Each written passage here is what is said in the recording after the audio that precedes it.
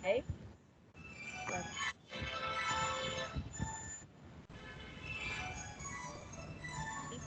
If you have difficulties in hearing me, just tell me, okay? Yes. So this is a project that we are developing in WWF. You have WWF in India. I don't know if you know what WWF is. Do you know what it is? Have you ever heard about WWF? No, I No? ever heard. No, Okay. this is first time I know. Okay. So WWF is a non-governmental organization that works for the conservation of nature. Okay? Oh, And great. I'm part of it. It's a big international NGO. Is one of the biggest in the world. Oh, great. So I start this presentation. নাই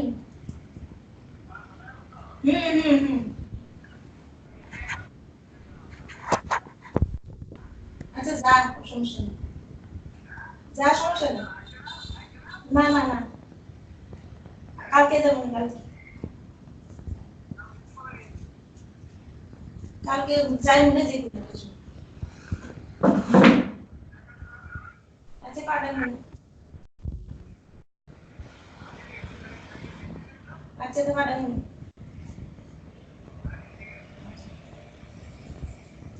sorry my brother calling me sorry It's okay, no problem. So I start the presentation with the students asking them what the ocean is. And normally they say it provides us oxygen, food, etc.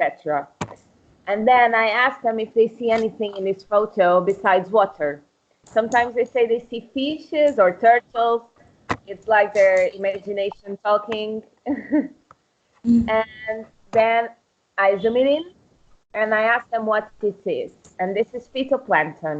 And phytoplankton is responsible for providing us 50% of the oxygen that we breathe all around the world.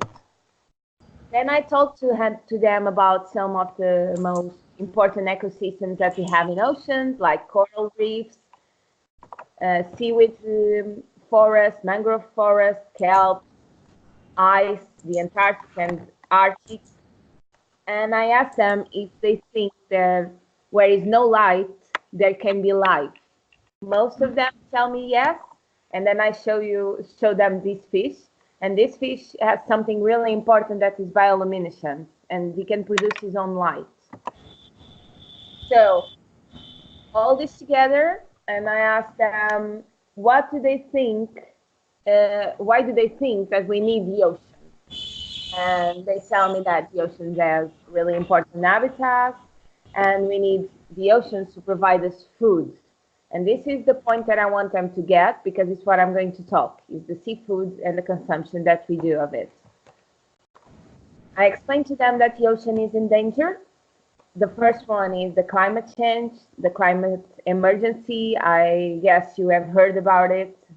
Then the marine pollution. Yeah, this is the pollution that we do in sea, but the dangerous one is the one that we do on land.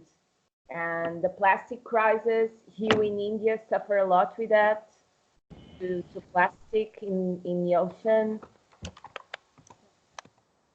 And then I talked to them about fisheries and what our fisheries can do and how our consumption can change this. Tell me something. In India, do you have fish markets? Fisheries types, yeah. But in India, do you have fish markets? Yes, we have a fish market. Yeah. And okay, we talk about it a little later in this presentation.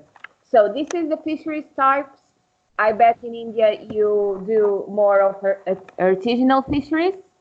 Am I right? Yes. You have a lot of people in India that maybe depend on this fish to survive.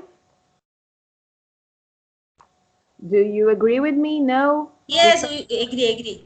We have a lot of river in our country. We have riverine country. Bangladesh is a riverine country. So we have a lot of river and we have a lot of fish, in Bangladesh. Okay. Okay. So I showed to them a lot of fishing methods, and I want them to understand that some fishing methods are more selective than others. For example, if you have traps or fish hooks or nets, they will be more selective than a troll or a siege.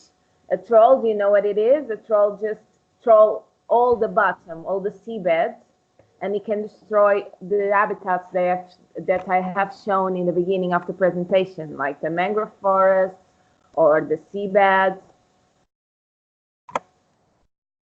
I talk to them about aquaculture as well, because sometimes people think that aquaculture isn't healthy for us, and that is not true. Aquaculture may be a way of production our own food.